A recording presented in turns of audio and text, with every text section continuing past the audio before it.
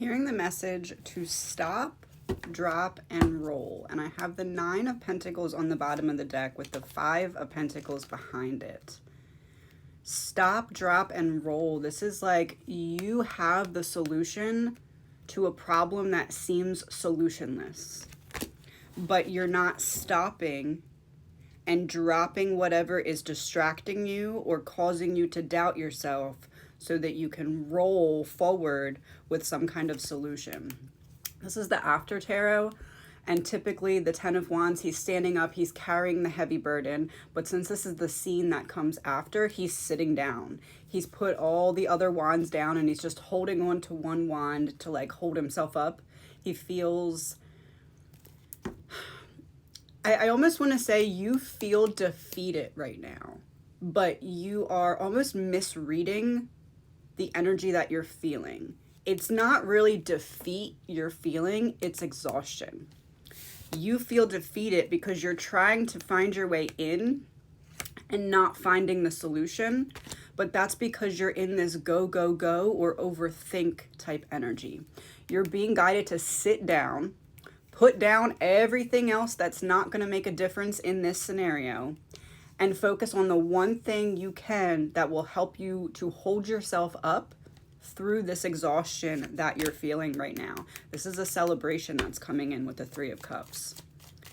Almost like, I almost want to word that as you're approaching the station, almost like you're approaching the train station where when you get off at this stop, people are finally going to be celebrating you. Instead of, in the past, that always being stopped over and over and over with the Wheel of Fortune. It's almost like you got close and then the wheel would stop. You got close and then the wheel would stop. And that's why you feel this exhaustion, because it's been this cycle of like pushing through obstacle, pushing through barrier, stepping out of your comfort zone. Almost like forced vulnerability is kind of what I'm picking up on. You've had to put yourself in situations where you had to force yourself to step outside of the vulnerability level that you felt comfortable with. But it's all leading you into calmer waters. Now again, after tarot, this is the scene after. Typically this boat is with one person in the middle of the water. Here, he's docking on the shore. So that's that train station I was talking about. You're ready to get off and allow yourself to be celebrated, but you had to almost like, this is like humbleness, okay? This is like, I'm not going to allow myself to be celebrated until I show myself that I deserve it. And this persistent issue that's been happening for some time in cycles, almost like you feel like you finally got it in the past and then it comes back. You feel like you finally got past it and it shows back up in front of you. You had to have that frustration so that you could show yourself that you could be the one to come up with a solution to what felt previously solutionless. And King of Cups and Ace of Pentacles on the bottom, there's this feeling of you had to swim through the difficult emotions so that you could reach the shore. How I said the boat is typically in the middle of the water, you had to wade your way through all of the emotional waters to get from the middle of the ocean to this shore. And that's what you've done. Because look, this king is sitting right on the edge of the water. So this is you. You came to shore because you emotionally balanced yourself, and now it's making way for this new beginning. And this is Pentacles, and that's what we started with. 5 and 9 of Pentacles for representing you coming up with a solution to what felt solutionless. This is your solution. This Ace of Pentacles is your solution coming in. So the hand in the cloud is handing over a beetle. You know how beetles make that like chirping noise for like, I don't know if it's for mating or what it's for, but they make that like chirping type noise.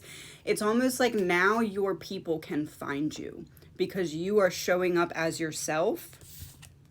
You're showing up as yourself because you're recognizing that this persistent battle, this heavy burden was not you, was not something you caused, was simply something that your higher self called in so that you could grow and evolve. And you're able to recognize that now. With the Queen of Cups, to show up with the King of Cups, you have the balance. Your divine masculine and divine feminine are balanced out here. And the tower, the groundbreaking energy that's coming in, is that you've healed. You've healed, and every time you took a step towards healing, it was pushing this boat closer to shore, and you've made it. You've made it to shore. And this tower falling is not a negative thing. This is you approaching the shore and it causing a whole earthquake because your presence is that strong. Because you're showing up fully as yourself, you've healed what previously was keeping you stuck in the middle of the ocean. Pick a number 1 or 2, and we're going to look at what specific wound you healed that allowed this to take place. If you chose number 1, unresolved grief, you faced what you didn't recognize was drowning you. It was pushing you down perpetually under and under. Every time you'd get your head up above water, it would push you back down. And that's because this was a pain that was demanding to be felt. It made you feel like this inside, but unable to express it externally. So you made the decision to go inside to heal it because you recognized it was causing you to feel like you were drowning. And if you chose number 2, karmic blockages. This is either a karmic pattern, a karmic mindset, or even a karmic relationship or person.